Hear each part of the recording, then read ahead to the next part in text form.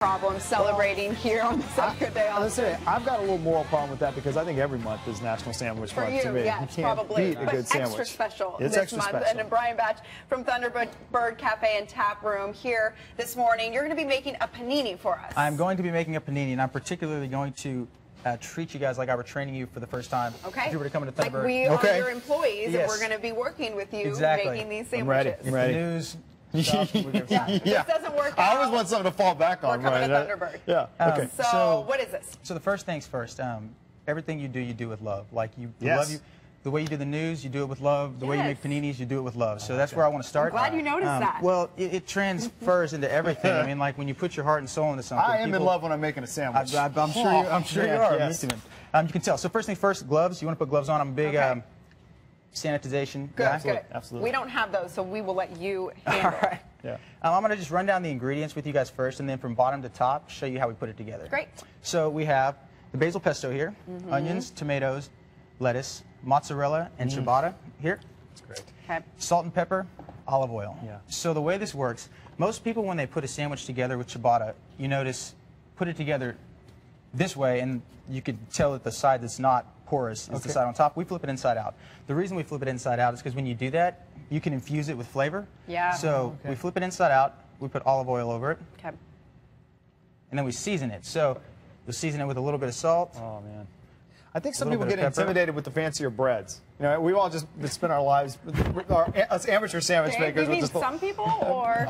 Some people standing on this side of it. Okay. Yeah. Okay. Is ciabatta the traditional bread that you would use for paninis?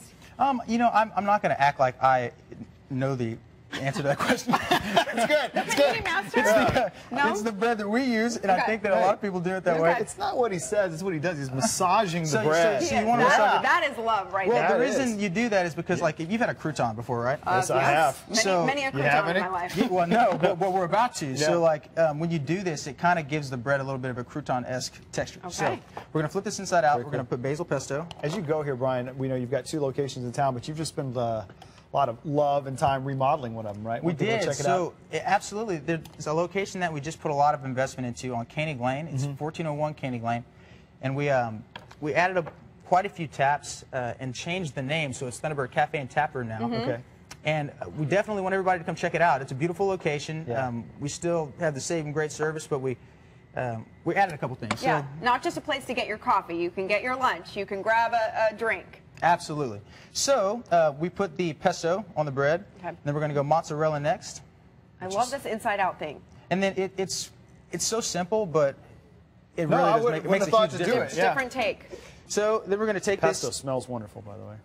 and we're going to go 5 minutes. You want to give it a little press, like when you put it on initially, because you want a golden brown around the whole top and the edges. Okay. We're going to set a 4-minute timer.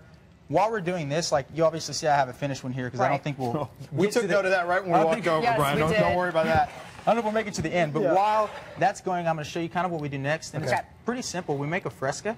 Oh. So we're going to take some lettuce, tomato, and onion and make a fresca to put on the sandwich.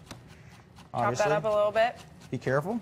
I've done not being careful, and it's not fun at all. I have as well. You guys come in and slice it up like that, and then I go home, and it never works out that way. Well, Duller knife and even duller knife user in my kitchen. Yes. Skills over there, Dave. I've done it the wrong way, and so I know that I want to do it the right way. So that's a beautiful mix there. Yeah. So, and it's pretty simple. So we have our fresca here. You can see, again, like the sandwich is on the grill, and I don't know if we're going to have time to finish it, but the finished product here, if you can see, is we, at the end, fresca inside of the sandwich. You can kind of see like what I'm talking about with the pepper and everything cooked into the bread.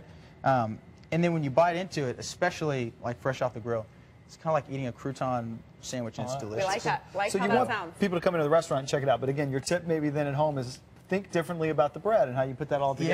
Yeah, is it okay to do kind of a plug for a friend of mine who kind of showed me this technique? Sure. So there's a friend of mine who I used to work with at Thunderbird who actually, I'm not going to take credit for this. He kind of showed me this. He gave you that idea? Yeah, and he just like opened up his, and I'm super proud of him because I worked with him for a long time. He's such a hard worker. He opened up his coffee shop, and I think it's called Figure 8 Coffee Purveyors. I think it's the name of it. and I'm going to check it out for the first time today, but I love him, so that's I cool. wanted to take the Well, opportunity. good for him as well. And You've got good things going. He's got good Well, things yeah, I going. mean, and That's very Austin food community, Another- right? yeah, Everybody's another supporting everybody and spot for us checking Well, you everything out. should, you know, Yeah. you should share the love because it's what it's all about. great. Perfect. So 2 locations, one on Koenig, the other on Manor. Yes. For Thunderbird? Yes, and, that one's Thunderbird Coffee. Again, we switched the names up, but same product. There are more beers at the Koenig location because Okay. we did a lot of That's the investment in tap that in room. particular. That's so nice. Yeah. Great. I All bet right, you could we hear pair that up. sizzling. Let's It's pair going. up. Oh, let's. That looks yeah, pretty good. see, you It know, you does can kind look of get a good. Yeah, let's see. you can kind of get a view of like Yes.